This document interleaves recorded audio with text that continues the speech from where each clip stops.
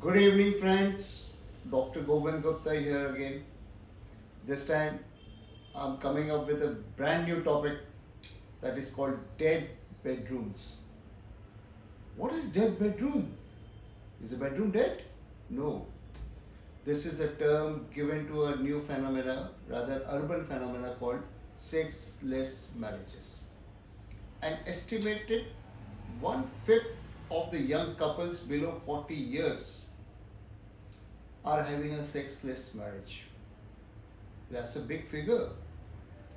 They start off well, 3 months, 4 months, and then the sex becomes a trickle, leading to a sexless marriages. How do we define sexless marriages? The sexless marriages, my friends, are if there is no intercourse taking place in last 6 months and no level of intimacy displayed in the last 4 months. That means no hugging, no kissing, no touching in the last 4 months. It is called a sexless marriage or a dead bedroom. Dear friends, you would be interested to know why it begins. The first and the foremost idea that comes to the mind is that the husband is too busy with his work, the wife is too busy in her office, and both have got no desire, no interest in sex. Well, that's not the point. Sex rejuvenates man. Sex takes away the stress from the mind. But then why? Why the sex is being ignored? You see, it's not ignored, but it is a helpless position of the couple. The man normally do not indulge in much sexual activities before his marriage. Well, there is no scope for it either. Yeah. So it comes down that he has either poor knowledge about sex, he has poor knowledge about the techniques of sex, or he has got some problems like erectile dysfunction where he cannot hold on to his erection for long, and there could be a problem of early ejaculation. In any of this condition, the fact is that the sex is not very satisfactory.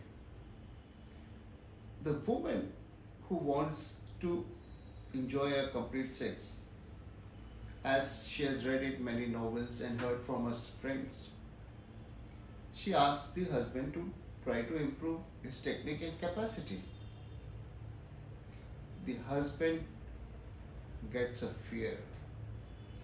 fear of talking to a stranger, fear of meeting a stranger, fear of giving an excuse to meet a stranger called sexologist, the fear that I have to take medicine, the fear that these medicines have got a lot of side effects, the fear that these medicines are very expensive. Everybody has got his own conception about the treatment of sexology. So he ignores, he chooses to avoid. And when he chooses to avoid, there is a complete avoidance. So don't touch your wife because she might get excited and then she will ask for sex, which I cannot deliver. Don't kiss her, she will make you excited, or I'll get excited and I will not be able to satisfy you. Inability to satisfy is again one of the commonest sexual fears in the mind of most men. But some people do not know how and where to discuss it out. Some people do not want to discuss it out. So there are two types of people. But which type of people who chooses to take a treatment from a sexologist? So you see, there are a lot of fears.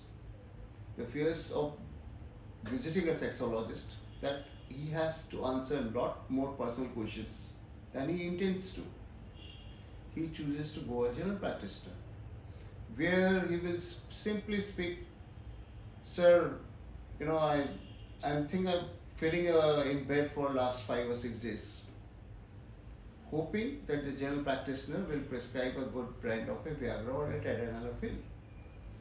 Viagra, sildenafil or a tadalafil is now almost a well-known molecules known to most men. So they think that this is the beginning end of the sex treatment. But no, the tadalafil can bring your sex desire at a time when your wife is not in a mood. And when she comes to the mood, the effect of the sildenafil or tadalafil wanes off. This is the difficulty. But then you don't have never visited a sexologist who would have taught you or given a guideline about the proper sex techniques, exactly what you want.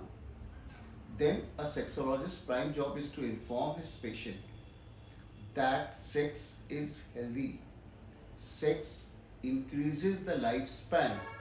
Sex does not increase the lifespan only, it also increases the healthy lifespan. By regular performance of sex, you see, you don't get a heart disease, you see, you don't get an arthritis, you can control your diabetes fast, you are a fitness freak because you want to remain good at sex.